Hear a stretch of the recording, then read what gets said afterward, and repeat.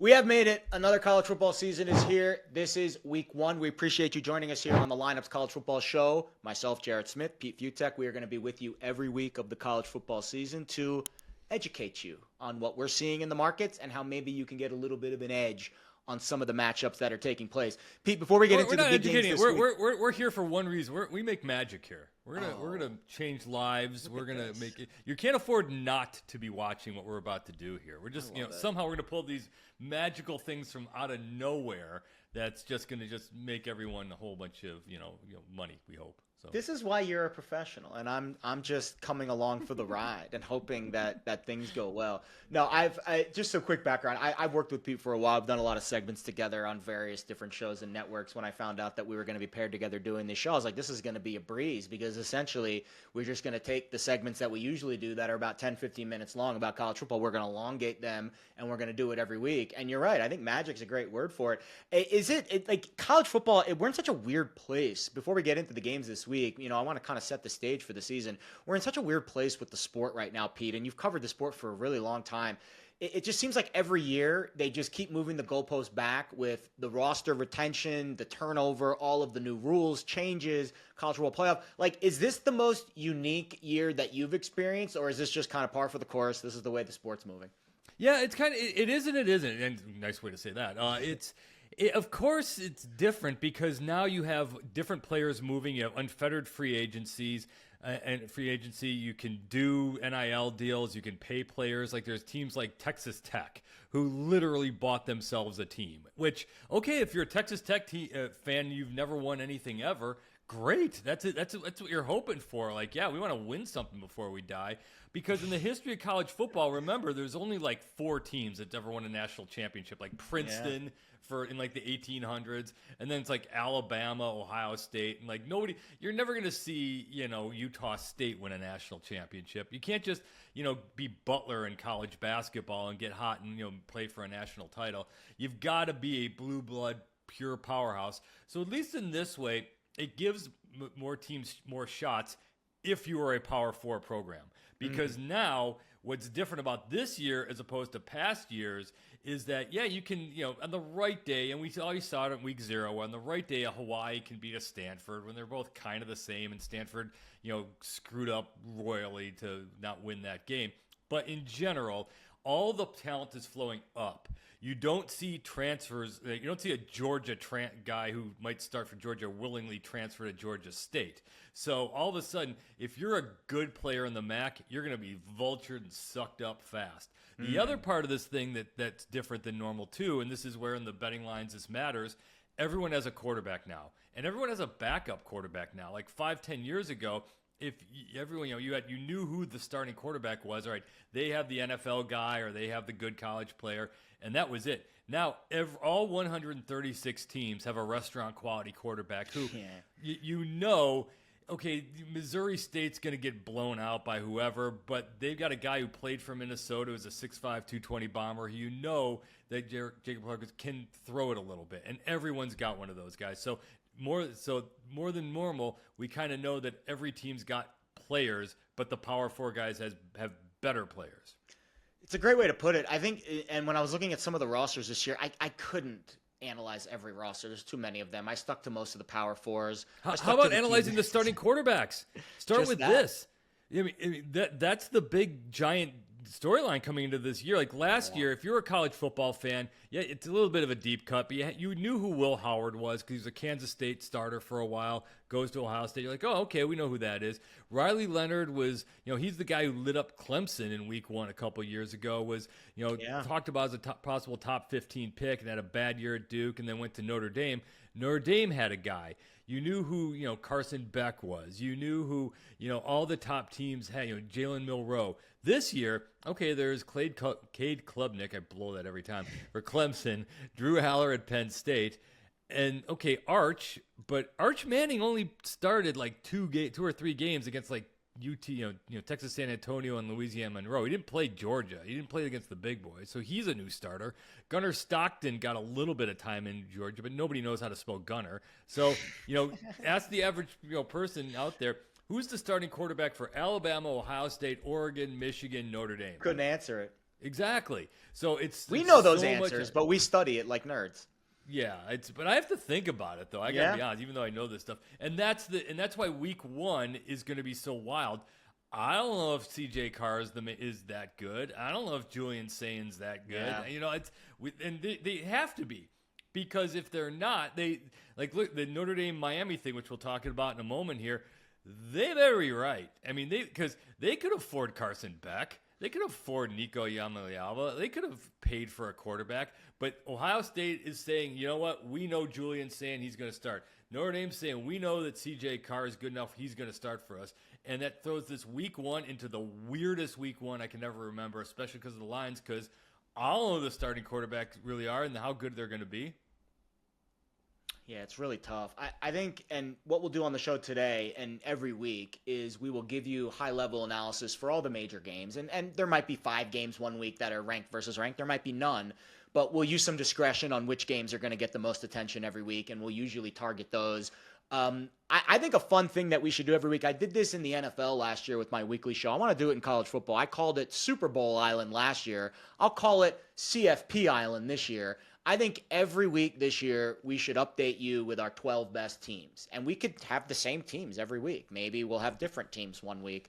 Maybe we'll have the same teams every week all year long. Obviously, that won't happen. When you did this for the NFL, are they the 12 best teams? Playoff or are they teams. The 12 teams are going to, because you might have a 5 and 13 team. I picked the playoff NFC, every whatever. year. So essentially what I did at the end of each week, I said, these are my playoff teams. Each division You got winner. you got to throw the three group wild of cards. 5. You got to throw a Boise State a cookie Yes. or something like that. What we'll do is we'll pick the Power 4 conferences. We'll say, here's the team I think's going to win the SEC. Every week, we'll update you on that ranking. And, we can just say them. We can, go through graphic. Who knows? And then we'll because pick all the our best teams at-large are in the Big Ten and SEC. That's but it. we're going to have to say, hey, look, yeah, Utah is going to go. Or North Carolina, we'll talk about that in a little bit, about how they're not that great. But you look at their schedule, they're going to be like 9-1 until going into deep November. So Yeah. Okay, I'm in. Yeah, we'll do that, and we can update it as we go, and then we'll give you our best bets at the end of the show. If there's any games that we didn't get to that we really want to talk about, obviously you want to make some money on these games. There's always going to be 1 or 2 games that are kind of off the beaten path that are like, Arkansas versus Alabama A&M is just as good as Florida State versus Alabama. The money counts the same in your account. I bet you. Money don't care where it came from. Exactly. Yeah, for example, I bet an over in one of the early games this week. In the UNLV Sam Houston State game, the number's long gone now, but I bet over 59.5 right when it dropped because I'm like, man, that thing's going to fly over after what UNLV, their defense looked last week. Like, that's the example of like a random off the beaten path game. You were one of those people on the wrong side of the Iowa State, Kansas State thing, right? Did you see that? I didn't bet At the that. 1 inch line was total. if you had 51.5, that was instead of if you had 52.5, you were good. 51.5, you were screwed on the just. I bet K-State -3 last week, and they won yards per Everyone play did. by over 2 yards, and they were +1 turnovers, and they still couldn't win the game. But that's the kind of variance in college football, and I think that, listen, the NFL is different. If you win the yards per play margin by 2 yards per play, and you win the turnover battle, you're going to win that game probably 99% of the time in the NFL. In college football, there's a lot of variance, right? There's a lot of weird, fluky things that happen that can just throw off the results of games. It's hilarious you say that because I got into an argument on a different show about this, and it's not to go on a tangent here, but the difference between NFL betting when it comes to this and college betting, you're right. The stats, for the most part, turnovers margin is everything because you only have 7 or 8 possessions in the NFL. Because it goes by so fast, unless you're talking about an Army game or some game where the one side's going to hold the ball for 48 minutes. You have more possessions in college because you have all these speed offenses that go so fast that might go 3 and out in a hurry. So turnovers don't matter quite as much, and they don't matter quite as much in college because if you got a killer defense, your guy throws a pick, big deal. Your better defense is going to hold up. NFL, it really is crazy how turnover margin means absolutely everything in that thing. So 100%. 2 different ways of looking at how we're going to attack the betting side of this. I think that's a good segue to the Texas-Ohio State game, which is our first marquee game of the week. Because last year, right, like Texas really, I think, we saw this matchup last year. Texas did a good job controlling Ohio State's offense. Jeremiah Smith had 1 catch for 3 yards. Texas did not allow an explosive run in that game. If you were going to tell me that those two things were going to happen, I'd feel pretty comfortable that Texas was at least going to cover the 6-point spread. Couldn't do either of those things. So now it also helps that they ran the worst play call in sports history next to the Marshawn, not going, handing it off to Marshawn Lynch against the Pats and what was it, X-Flix or whatever. That yes, the Super Bowl play. That was really that was bad. All you had to do, this is where I don't buy into Steve Sarkisian. He's the ultimate coach who can't have nice things. And it drives me, again, to compare NFL to college. NFL, you got to mix everything up because they're going to adjust. They're going to figure out things. In college, if you can figure out there's mismatches always. You've got a guy who's NFL guys versus a guy who's going to be slinging burgers 10 minutes from now. So you're going to have guys who are different ends of the talent spectrum. So if you've got the line or you got something that works, you can hit it 97 times in a row. And this is where Stanford, for example, screwed up against Hawaii because Hawaii couldn't stop the run and Stanford couldn't throw. So what did Stanford do? They got cutie pie and tried a little quick pass and stuff instead of just blasting away. Texas last year against Ohio State, all you had to do was, tush push Arch Manning 4 times from the 1. They get in and they'd be fine, and we're going into overtime. Instead, Sarkisian runs a horrible play. They run wide. Caleb Dowden blows it up. Next play, they're on their way to the national championship. So so when we talked about this game, will Steve Sarkisian screw it up? Like his first 25 plays, I'm not one of those people who really dive in too deep into the live game betting. I would not be shocked if the first 20 plays or so, Texas looks like they're going to win the national championship by like 1,000,000 points, and they just look brilliant, and Arch has won the Heisman and everything, because they're going to scheme this thing up, and they're going to be fantastic. And then things will settle in, and then Sark's going to have to adjust, and he is not that good at doing it. Yeah, I agree. I think the biggest thing about Texas's run game this year, their offensive line went through a little bit of renovation, but those two backs, Wisner and Baxter, are absolutely fantastic. And obviously Arch Manning, significantly more threat with his legs than Quinn Ewers was. The Longhorns only had 3.4 yards per carry, no explosives in that game against Ohio State in the Cotton Bowl. I think that is going to change. Like, I think Texas and Ohio State's working in a basically new defensive line, right? Like, Atkinson's a stud. He came over from UNC. All new. Yeah, but everyone else on the line, like these guys all played last year, kind of, but they didn't get considerable minutes. And we heard Ryan Day say in the preseason, we heard him say media day, we're a little bit concerned with our depth in this position up front defensively. This feels like the advantage for Texas. You go into Columbus, you want to control the tempo. I think they should be able to run the ball. What do you think? Yeah, they should be able to. And it was, look, Ohio State was easy last year. Like, I'm not that bright, but I was telling everyone from February on, even after they lost to Oregon, and especially after they lost to Michigan, it's like they've got more talent than everyone else. They were going to win the national title. That was an easy call for one reason, which points to just you said. They got everyone back on the defensive line. They got guys who could have and should have gone off to the NFL. They're like, nah, we want to come back for one more year. So you had this senior-dominated line full of NFL talents on top of a senior-level linebacking core. And then you get the guy who's actually probably the best player in college football is Caleb Downs. Yep. And you get a senior veteran, 10-year veteran in quarterback in Will Howard. And you have that NFL running backs, and you didn't even know about Jeremiah Smith. That they had just more talent than everyone else. We know Ohio State has the talent. They just haven't proven it yet. So to your point, yes, but Texas lost a lot too. Texas has some killers on the defensive side, but they lost a bunch from that secondary. So I do think that Ohio State's still Ohio State. There's a certain level of talent that's going to be there, but you're right. How quickly can they adjust and adapt? And it's just what you're saying right now. What Ohio State has been over the years, they get salty. As soon as they're the favorite in this game, so it's not like nobody believes in us, Ohio against the world, that kind of garbage. But they do get that sort of bee in their bonnet where it's like, oh my gosh, everyone's going to doubt us. Nobody believes in us. And they actually buy that. And I think that what you just kind of said, these guys are going to have waited their turn. They're going to be like, okay, watch this now. So I know it's a little squishy, but I kind of like that idea, just especially at home. And Ohio State's about to step up, and those lines are about to do something big. Yeah, so here's my biggest concern. And by the way, I wrote up Texas this week. I gave out +2.5. I wrote it up for lineups.com. Please read the write up on this. I did get into this a little bit more in the write up, but I'll share it with you now. The Longhorns last year did a really good job stopping the run for Ohio State without committing extra bodies in the box.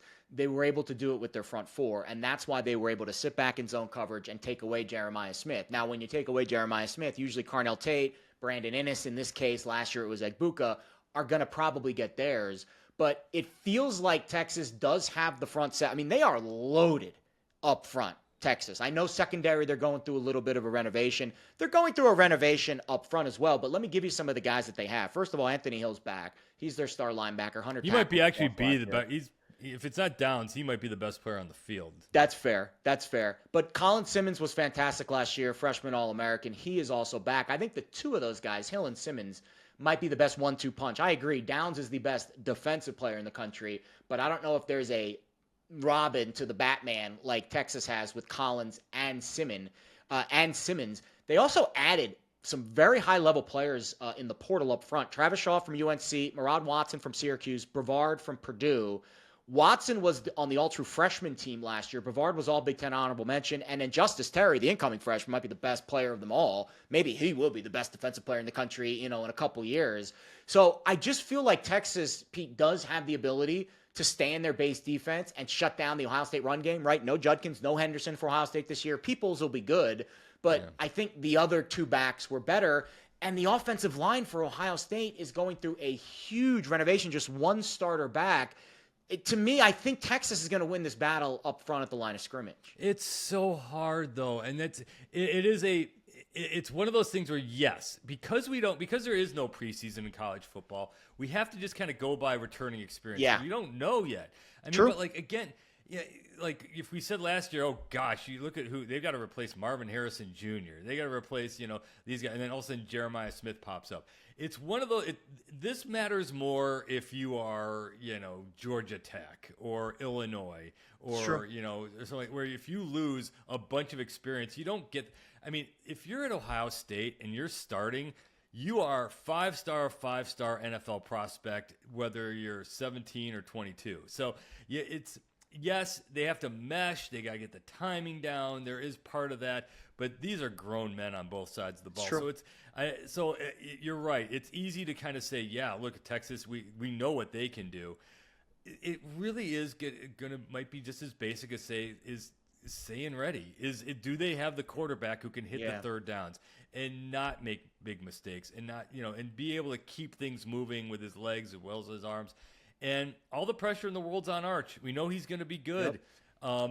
They're going to try to run the ball and keep it, but he's going to be great. There's not been a negative word about this guy anywhere.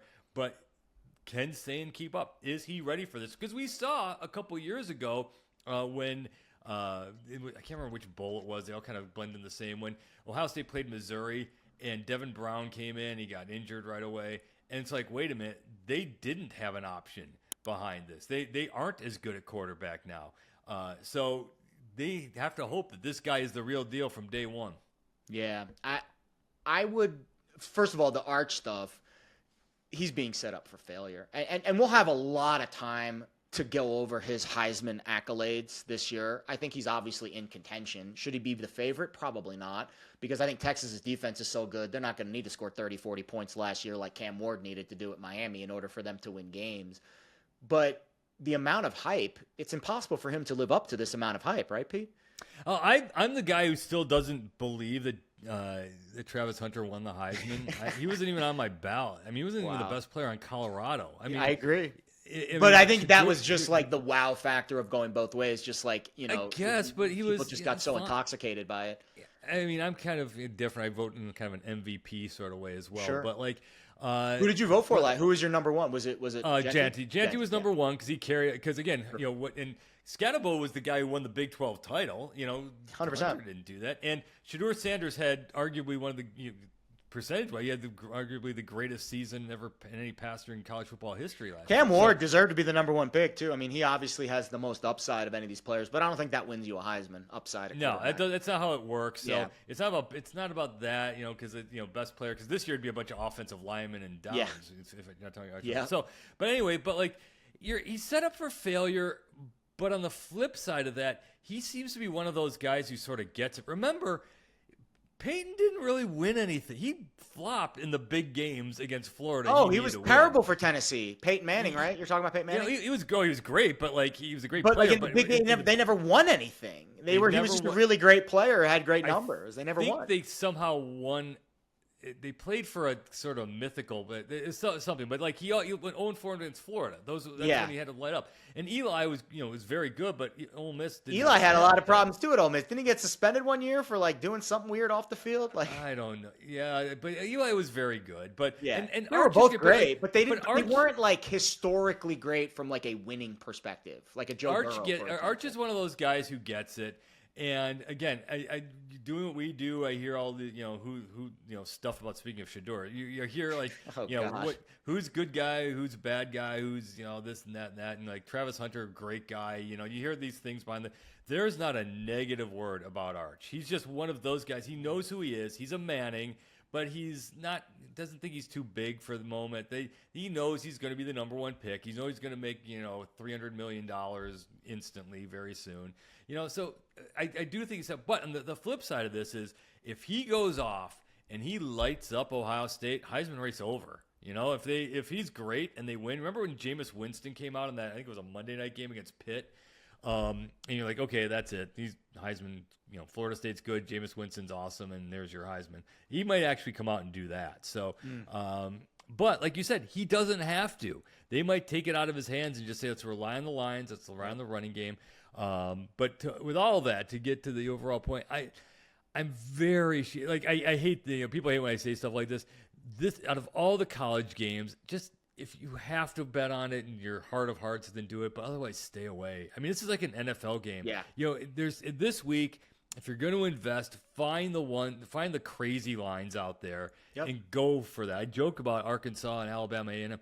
Arkansas is probably going to beat Alabama A&M 55-0. So go with stuff like that where the lines are just crazy, as opposed to this NFL-like game where if we're talking next week and, hey, look, Ohio State beat Texas 52-10. Oh wait, Texas beat Ohio State 52-10. Or there's no outcome in this that would be totally shocking. Yeah, and I think that's the hardest part about what we do from a content perspective. If I wrote an article about Arkansas and Alabama A&M, it would get 8 views. But when you write an article and you talk about Texas and Ohio State, that's what people want to listen to. But those 8 people who looked at Arkansas, Alabama, A&M are going to make money. See, that's what exactly. We're here for. You're not here betting, for just the betting anybody and the can content, pick Ohio there's State. a disconnect. There's a disconnect between those two things. We have to talk about these games, but that doesn't necessarily mean it's this best bet. But I'm going to give you a bet for the game. This week, everyone cares about Texas, Ohio State. Everyone is going to care about Florida State and Alabama and Notre Dame and Miami. But those FCS versus FBS games, just keep going. Just hammer the FBS teams. I know that the spreads are insane, but if you do 10 of them, go low, you're going to win 6 or 7 of them. And watch the point totals. Because remember, sometimes these teams, like Georgia, for example, you don't really want to go over-under on Georgia because they tend to dial it back late in the game. They don't really go for the big ticket, big wins. But some of these other teams, if you can be like a Duke and you can score 45 by yourself, they're going to get the over. So so that's where the money is made more than some of these other games. But like you said, everyone's going to want to watch Ohio State, Texas. So you're going to go. I'm very, very sheepishly, because I have to say Ohio State. And if I'm going, I can't. It's not enough. I need more points than that. So if I'm going to go for the winner, I'm going to take the spread that low. I'm going to say Ohio State cover, but I am not jumping in head first on this one. Yeah, I'll take Texas just so we can have some fun back and forth, and because I wrote it up, because I think Texas is slightly better in the trenches. But you're right. I don't know. I don't know how good Bo Atkinson really is. I don't know how good. And this is the crazy part about it, too. These teams have only played 4 times. In the previous 4, 3 times the winner of this ended up playing for the national title.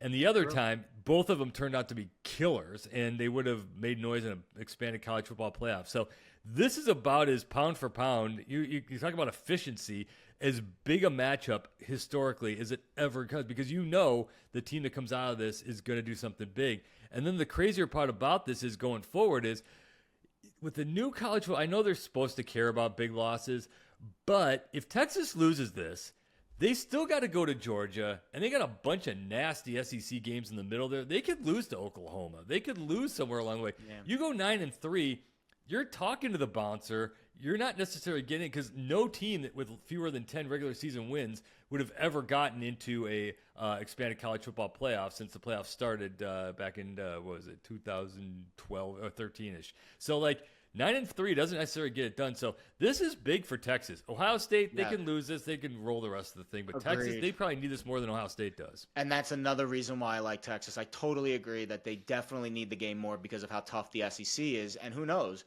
Based off of Julian Sain's volatility, Ohio State might end up being a team that wouldn't have done as well in the SEC because of how much better the SEC is than the Big Ten.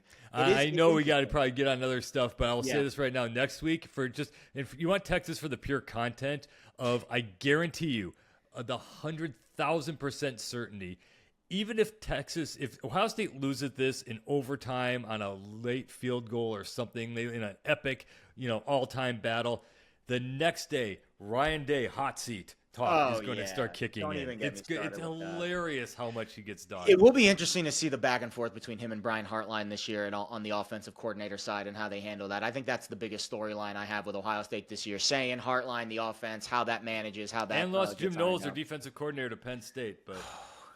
Don't worry. We'll have plenty of time to get into my Nittany Lions throughout the course of the season. All right, you're right. The number one team, you're going to have to get used to that, the fact that they actually are the best team in college football. To be honest with you. And the people who aren't ready for that the most are Penn State fans. Yeah, they exactly. don't want to hear it. I don't want to. It's almost like I don't want to see it, because if I see it, then it's real, and then the expectations are real. All right. Oh, they're the number one team. Yeah, they are the best team in college football coming into the season. But they deserve. Can you have nice things? Yeah, we definitely have nice things. Notre Dame, I think, as we get into this Notre Dame-Miami game, I think this game is fascinating from a supporting cast perspective. To me, Carson Beck is more of a facilitator. He's not the Cam Ward who's going to create all these amazing plays. He needs the team around him to be good, and I think it's good. I just don't know how good. Now, I think the Miami offensive line is really good. I think they lost a lot in the skill position group. I like Shannon Dawson as a play caller. I think Notre Dame is kind of going through their transition as well. Jeremiah Love's going to be a rock star. Their receiving group should be better. I just don't know how good CJ Carr is. The Notre Dame defense should be really good, especially in the trenches. This feels like a really good matchup week one down there in South Florida. I am the contrarian on this in a big way.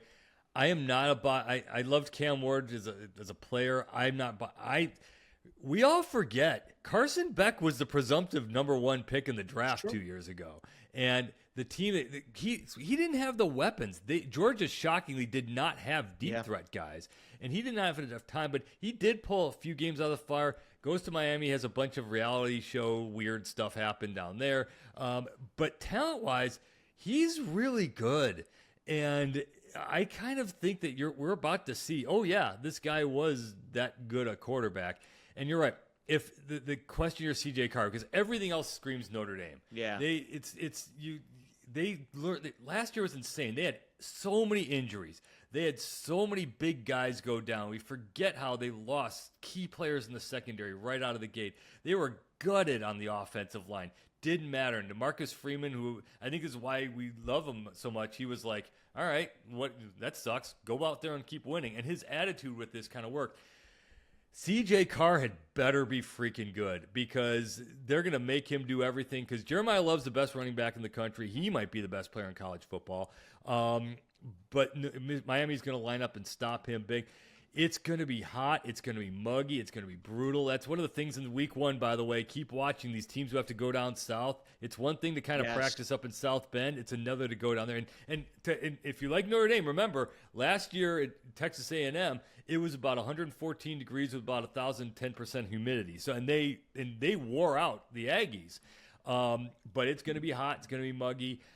because of the quarterback factor, I'm very, very sheepishly going Miami here, but I am not arguing in any way if you're going to pick Notre Dame.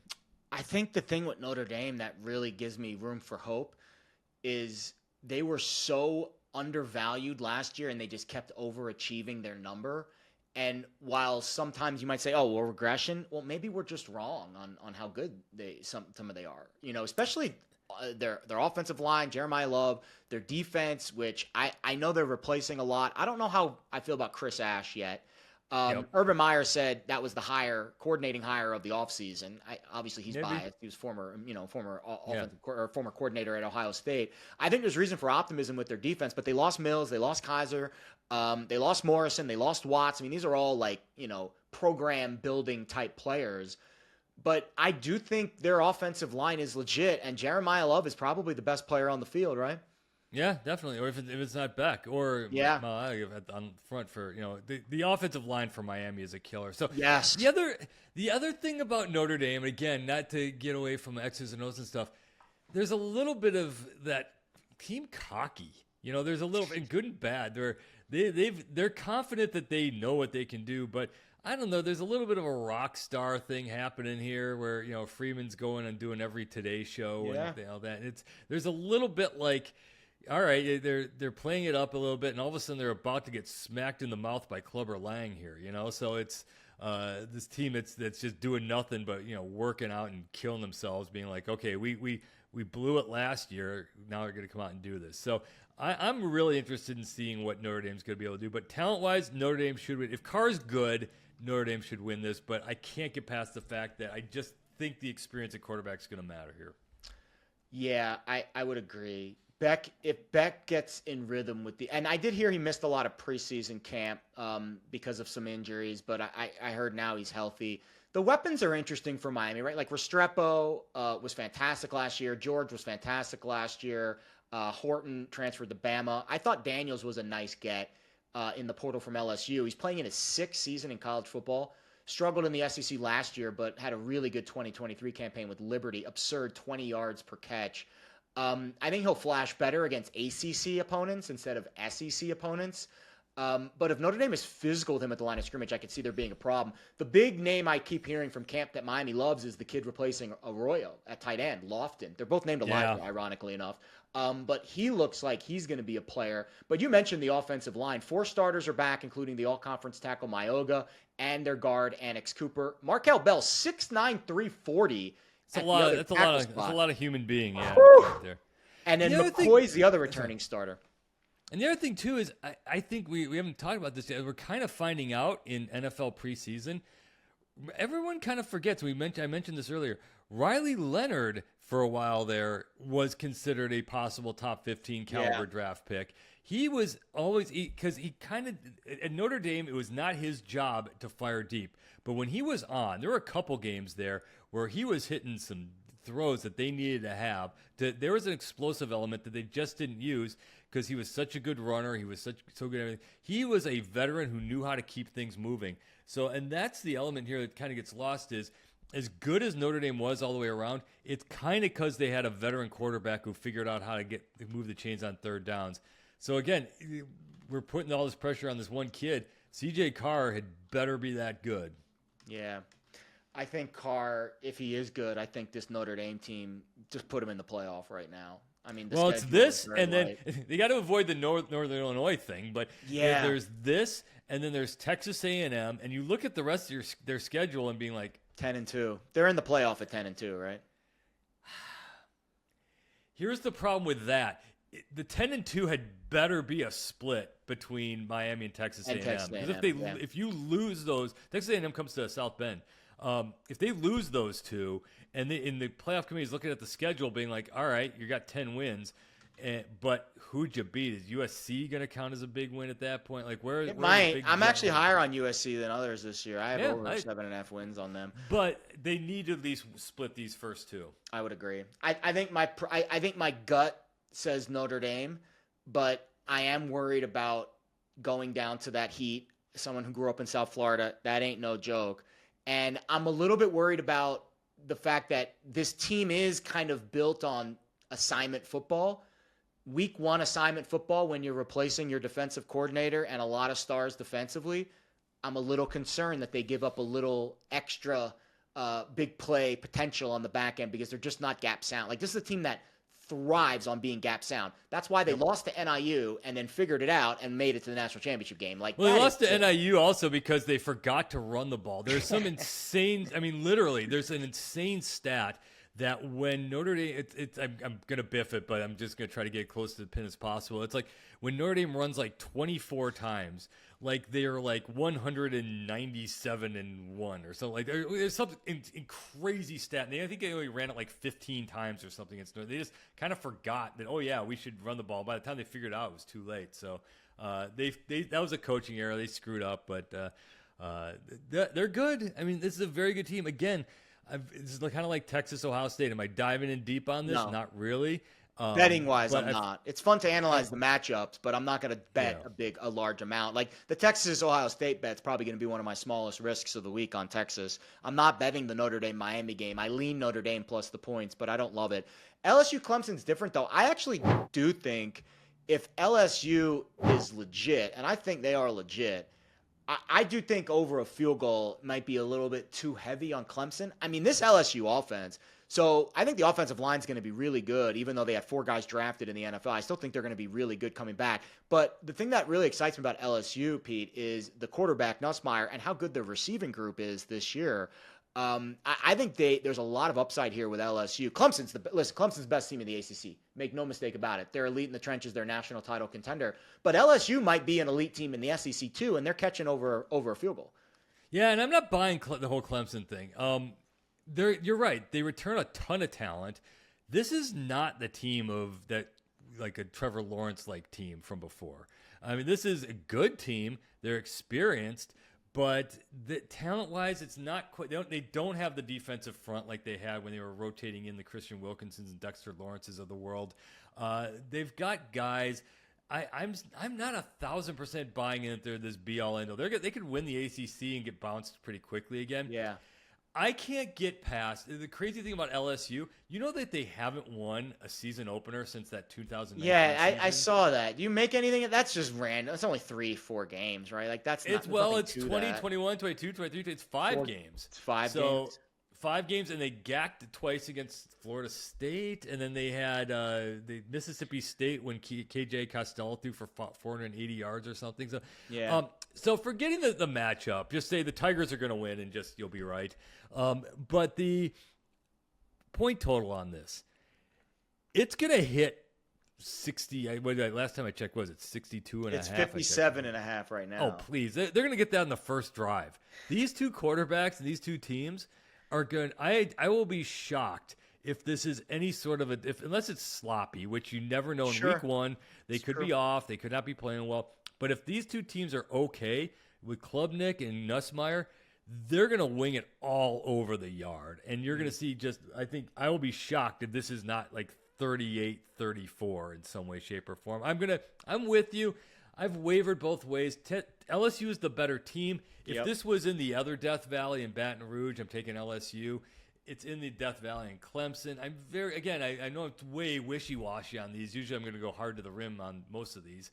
But on these we don't know yet. I'm going to sheepishly go with the home team that just is a little bit better. It's like I can envision Dabo on the field screaming after the game more than I can envision Brian Kelly, running off the field all happy and stuff. So that's fair. I go with the over and sheepishly go with Clemson. I do like the over. I think just for the sake of banter, I'll take the 3.5 with LSU. I think this LSU receiver group is legit.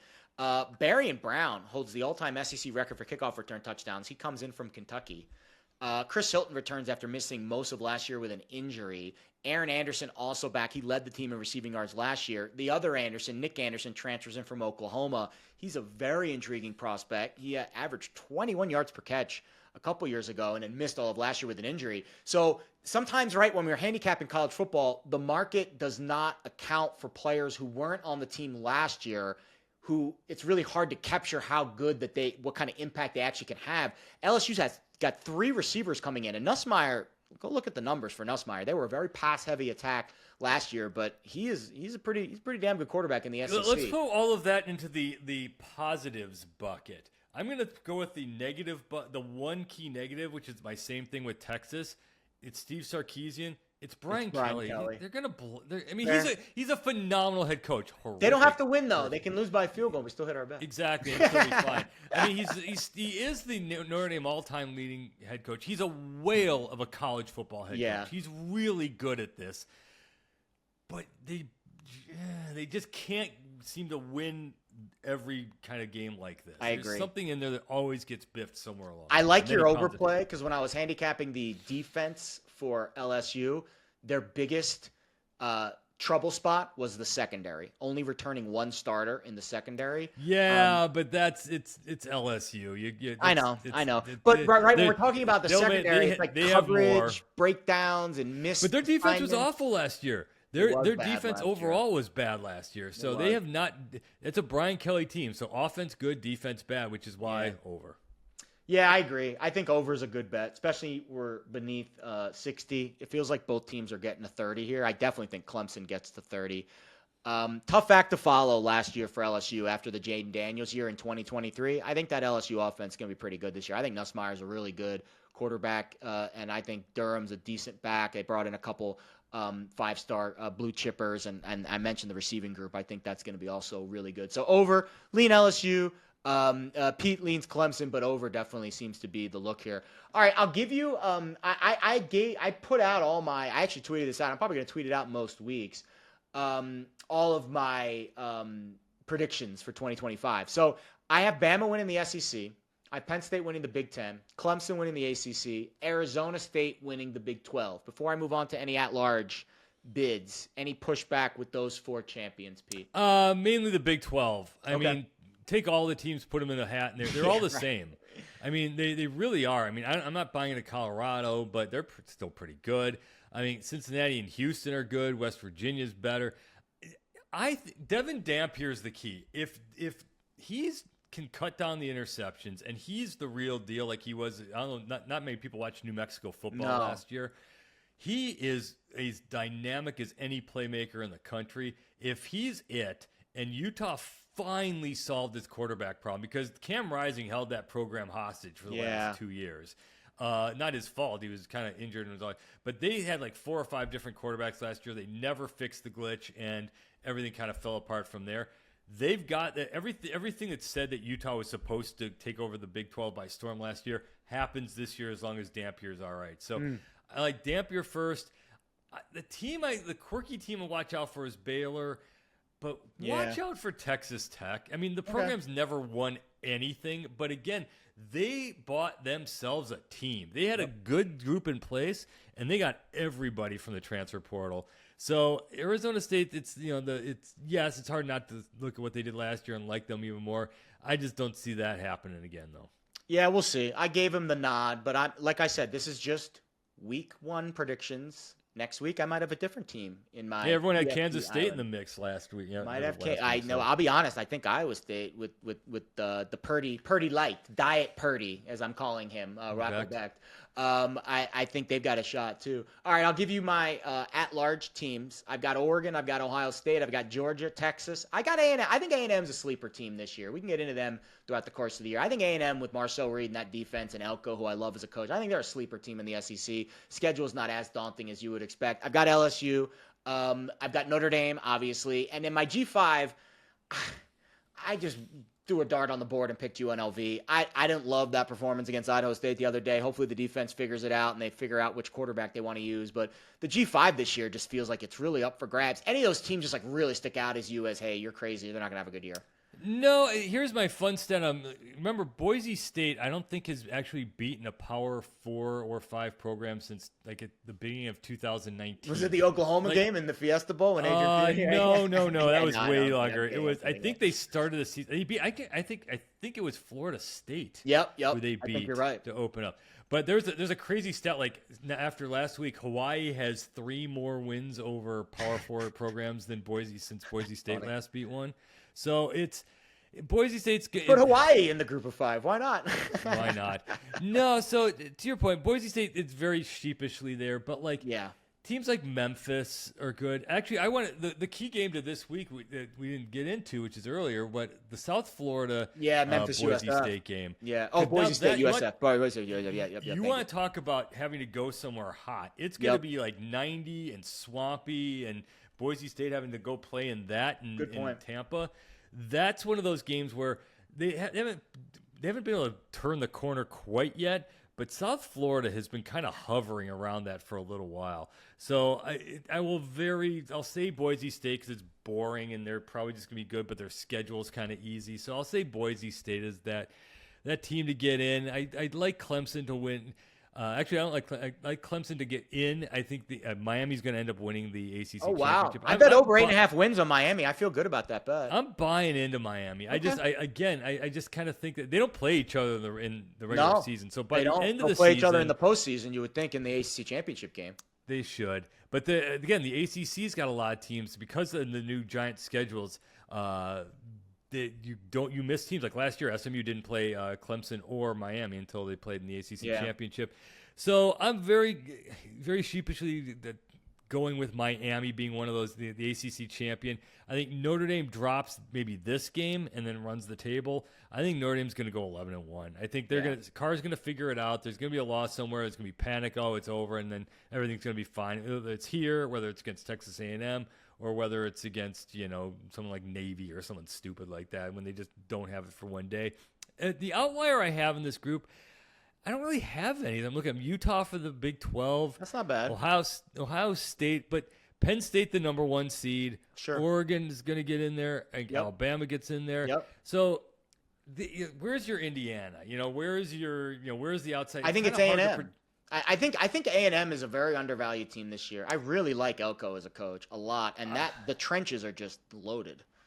It's kind of my South Carolina problem. I'll believe that I bet Lenore Sellers Heisman.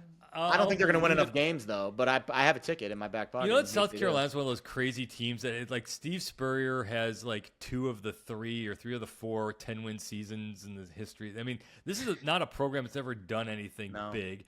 And Texas A&M is the program that does the least with the most. So I'll buy it when I... They've got talent this year, though. They really do. But, like, it's the SEC. You got to win 10 of these things. And I'm with you. You're not crazy. How about Indiana? I mean, they're even Mendoza's better. a beast, though. I like the quarterback, Mendoza.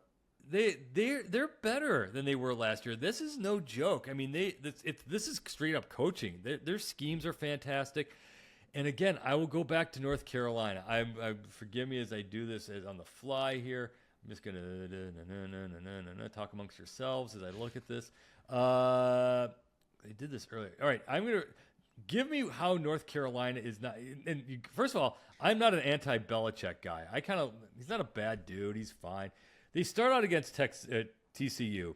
They might lose that. I don't really. That number's flipped. Consider I have TCU plus 1.5. They're now minus 3.5. Yeah, that's because it's all the Belichick money coming in. That's a true straight. But then Charlotte, they're going to win that. Yep. Richmond, UCF, it's a road game, but that team is completely rebuilding. That's right. If they can get by Clemson, and they get Clemson in Chapel Hill, after that it's at Cal, Virginia, at Syracuse, Stanford, at Wake Forest, Duke, NC State. There's no Miami. There's no Florida State. There's no SMU, no Georgia Tech, no Louisville. They're missing everybody from the ACC except Clemson, and that's a home game. So, again, 10-2 gets you at least to the bouncer. They're not going to go 11-1, but 10-2, I think, if you want to go for a crazy outlier in North Carolina, and I'll give you one other, it's on your kind of a Texas A&M thing. Oklahoma's good. Yeah, Mateer. They were so hurt last year. They lost all their receivers. They didn't have a lick of luck. They just couldn't. They just kind of, Jackson Arnold didn't have any breaks. Now he's at Auburn. The problem with Oklahoma, why no one likes them, I mean, if they beat Michigan, they're gonna start 5-0 going into the Texas game. But Texas, at South Carolina, Ole Miss, at Tennessee, Alabama, Missouri, LSU. Good luck with that for a second half of the season. But talent-wise, this is like a 10-2 team, or it's an 11-1 team in like a 6-6 schedule. Like That's a wild card out there that scares me. Yeah, it's going to be an interesting year. It's going to be a fun year doing these shows with you. I hope this so. on every week. That's for sure. I hope so. I hope your Nittany Nittany Lions don't come out and just like railroad everyone by 50 every week, and we're like, okay, it's the Penn State Invitational. Which I hope it is, because I'd love to. Before I die, I'd love to watch Penn State go to a national championship game. I thought I was. Gosh, you're not that old, that young, are you? Well, I've seen I'm Penn State 39, so I was not alive in '86 when they last went, and '94. I've seen two of them. I'm that old. I've seen two of these things. Well, you saw the '82 one. That's the one that everyone. That's the real one. That's the real one where they were just dominant. '86, I think they were good, but '94 they were. It was contested, right? They were undefeated, but they didn't win the championship. They won a split national title. Yeah. That's that back doesn't in the count. So I was not alive for the '82 and '86 because they happened. I was born in February of '86, so I just missed it. Just missed it. But I wouldn't have obviously had any context for it if I would have even been alive. You would have gone back and retroactively claimed it as your own. All right, great stuff. That's Pete Fiutak. I'm Jared Smith. This has been the Lineups Week 1 College Football Show. We'll catch you next week.